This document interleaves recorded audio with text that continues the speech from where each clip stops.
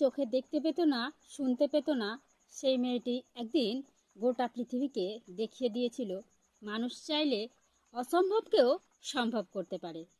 1880 সালে জন্মগ্রহণ করেন হেলেন কেলার। মাত্র 19 বছর বয়সে এক অসুস্থতার পর তিনি তার দৃষ্টিশক্তি, শ্রবণশক্তি হারিয়ে ফেলেন। ছোট্ট হেলেন তখন চারপাশে পৃথিবীকে বুঝতে পারতেন না। তার জীবন যেন এক গভীর নীরবতার মধ্যে আটকে গিয়েছিল। কিন্তু তার জীবনে এলেন একজন অসাধারণ শিক্ষক, অ্যানি সুলিভান। ধৈর্য ও ভালোবাসার মাধ্যমে তিনি হেলেনকে যোগাযোগ করতে ও শেখার পথ দেখান। হেলেন কিন্তু থেমে থাকেননি। তিনি পড়াশোনা করেন, লেখালেখি করেন এবং পরে একজন প্রভাবশালী বক্তা ও সমাজকর্মী হিসেবে পরিচিত হন।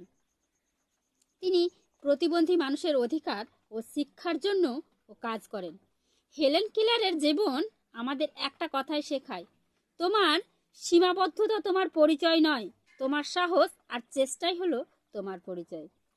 আজও হেলেন কেলার পৃথিবীর কোটি কোটি মানুষের কাছে অনুপ্রেরণার নাম। কারণ আলো চোখে নয়, অনেক সময় মানুষের সাহসের মধ্যেই জ্বলে ওঠে। ধন্যবাদ।